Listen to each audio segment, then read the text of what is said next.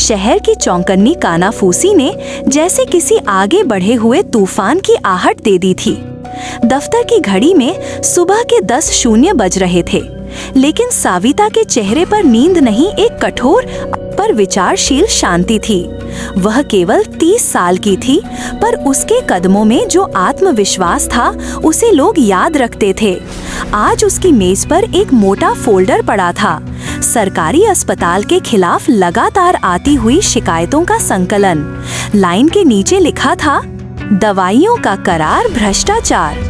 पिछले कुछ हफ्तों से अनाम फोन, रोती हुई आवाजें, चिट्ठियां सब एक ही बात दोहरा रही थीं। दवा नाम पर वसूली, गरीब मरीजों से रकम उगाही और कुछ मामलों में थाने के अफसरों का निहित स्वार्थ। साविता ने भरोसेमंद हेड कांस्टेबल यादव को बुलाया। यादव 55 के पार, अनुभव जो चेहरे पर झुर्रियों में साफ दिखता था। मुझे यकीन नहीं हो रहा, हमारे शहर के सबसे बड़े सरकारी अस्पताल में यह खेल, यादव ने कहा। सविता ने कुछ कागज उसके सामने रखे। सबूत मिलेंगे, हमें साक्ष्य के साथ काम करना होगा। यादव ने सिर हिलाया, लेकिन उसकी आंखों में चिंता थी। लेकिन मैम, अगर सीधे रेड मारी तो सब छिप जाएंगे। साविता ने कानाफूसी में कहे जाने वाले शब्दों को नहीं माना। उसके अंदर की आग बोली, मैं बाहर जाकर देखती हूँ, पर मैं एसपी के रूप में नहीं, एक आम औरत के रूप में जाऊंगी। यादव की भौहें उठीं, ये रिस्की है मैम, साविता ने शांत आवाज में कहा। जिस शहर की मैं सुरक्षा संभालती हूँ, उसे अगर एक औरत के लिए सुरक्षित नहीं बना सकती, तो मेरी नौकरी का क्या अर्थ? रात का समय था जब साविता बंगले से निकली। बाहर भारी गरज के साथ बारिश हो रही थी। उसी बारिश ने उसका लिबास चुना हुआ नीला बना दिया। उसकी नीली साड़ी गीली थी, लाल ब्लाउज पर पानी की बूंदें चमक रही थीं। उसकी आंखों में वही ग्लैमरस आत्मविश्वास था, पर वह अब भी एक आम औरत की तरह दिख रही थी। बाल ढीले, चेहरा थोड़ा थका हुआ। उसने अपना आईडी कार्ड एक कपड़े के छोटे बैग की अंदरूनी जेब में छिपा रखा था।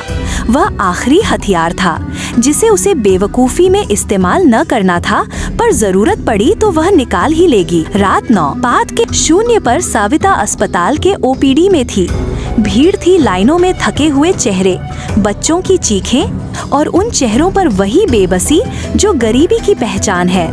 दवा काउंटर पर लगभग रोज की तरह एक मोटा आदमी बैठा था। नाम था रामदास। वो पर्चियों को स्लैप कर रहा था और लोगों को टाल रहा था।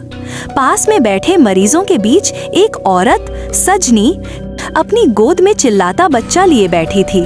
बच्चा बुखार से झुलस रहा था। सजनी ने गिड़गिड़ाकर कहा, साहब, डॉक्टर ने लिखा है, दवा चाहिए। रामदास ने पर्ची उठाए बिना कहा, 500 निकालो। साविता का खून ठंडा नहीं हुआ, पर आधी सदी की ठंडक उसके होंठों पर थी। उसने कदम बढ़ाए और साधारण आवाज़ में बोली, भैया, ये सरकारी दवा है, तुम गरीब से पैसे क्यों मांग रहे हो? रामदास ने साविता को ऊपर से नीचे देखा। उसकी गीली साड़ी, गीला बाल। आरते हो, यह सिस्टम ऐसा ही है, और ऊपर तक हिस्सा जाता है थाने वाले और कुछ बड़े लोग। उसने नाम लिया विनोद थाने से और कुछ बड़े लोग। साविता के लिए बहुत कुछ एक साथ क्लियर हो गया। रामदास ने खुद थानेदार का नाम लिया, एक टूक प्रमाण, पर उसका ध्यान मुख्य खेल तक था, जिस बड़े घेरे में यह सब घूमता था। उसने सजनी से कहा, रुको, मैं आती हूँ, और बिना अपना असली परिचय बताए अस्पताल से बाहर निकल आई। थाना पास ही था। रात के 10:30 वहाँ विनोद का छोटा सा दफ्तर था। वह आराम से कुर्सी पर बैसा हुआ था। साविता ने सामान्य नागरिक की तरह अंदर दाखिल होकर कहा, साहब, आई केम फ्रॉम द हॉस्पिटल, दवा के नाम पर पैसे मांगे जा रहे हैं। विनोद ने हल्के से हंसा और कहा, तुम क्या करोगी? यहाँ जो होता है वही होता है। उसकी हवा में घमंड और निश्चय था। साविता ने आंखों में ठंडा जल उठाकर कहा, अगर आप सच में कानून के रखवाले हैं तो कार्रवाई कीजिए। विनोद का चेहरा लाल हुआ, तुम्हें सबक सिखाना पड़ेगा। अचानक उसने हाथ उठाकर सविता के गाल पर थप्पड़ मार दिया। थप्पड़ की गूंज उस थाने के खाली कमरे में जैसे एक दुर्घटना की घंटी बनकर गूंज उठी। सविता की आंखों में आंसू नहीं, तुम्हें दुर्द चीज के बार में था। आग थी, पर किसी तरह की भीड़ भाड़ में भी उसका मन शांत था।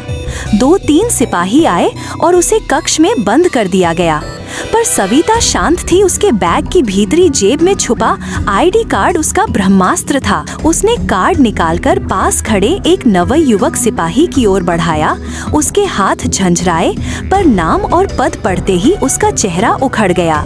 सविता ने धीरे से कहा, तुम्हारा फर्ज क्या कहता है? सिपाही सजग हुआ।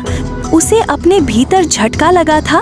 कईयों के अंदर अब डर था कि गलत का साथ देने से उन्हें शर्मनाक जवाब मिलेगा। उसने कार्ड बड़े शर्म से मेज पर रख दिया। सविता का स्थिर आत्मबल और उसका पद उस कमरे में एक युद्ध नियंत्रण बन गया। विनोद की ठसके हवा में उड़ था गईं। कुछ ही मिनटों में बाहर से सायरन बजने लगी। यादव के नेतृत्व में डीएसपी की टीम आई। विनोद को गिरफ्तार किया गया। उस पर भ्रष्टाचार, गरीबों से वसूली और सेवा क्षेत्र में दुर्व्यवहार के आरोप लगे। सविता ने आदेश दिया, 24 घंटे में अस्पताल घोटाले में जुड़ी हर शख्स की लिस्ट मेरे पास होनी चाहिए, नीचे से ऊपर तक। सविता रुकने वाली नहीं थी। उसने अस्पताल की ओर फिर से कदम बढ़ाया। रात का 1-0 बजा रहा था। दवा काउंटर में अब खाली चपरासी बैठा था जो घबराया हुआ दिख रहा था। सजनी वहीं अपनी गर्दन में बच्चे को सीने से चिपकाए सो रही थी, आंखों में थकान। सविता ने 4 दवाइयां खरीदकर खुद पैसे दिए और कांस्टेबल को कहा कि यह दवाइयां इस पर्ची के अनुसार मरीज को दे दी जाएं। सजनी ने आंसू भरकर पूछा, आप कौन हैं? सविता ने मुस्कुराते हुए कहा, मैं भी एक माँ हूँ और आज रात मैंने आपकी माँ सी कर लिया। अगले दिन अखबारों में सविता की बहादुरी की खबरें थीं। लोकतंत्र में एक सच्ची वर्दी जिसने गरीबों की आवाज सुनी, पर सविता जानती थी कि यह सिर्फ शुरुआत थी। विनोद सिर्फ एक हुजूम का नुमाइंदा था। असली दावेदार ऊंचाई पर बैठा था, राजनीति के जुर्मिलों के साथ गठजोड़ में।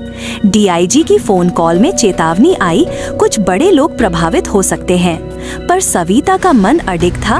एक रिश्ता अपराध को छूट देने का बहाना नहीं बन सकता। वह अपनी नीली साड़ी में फिर से बरसते बादल के बीच ऑफिस आई।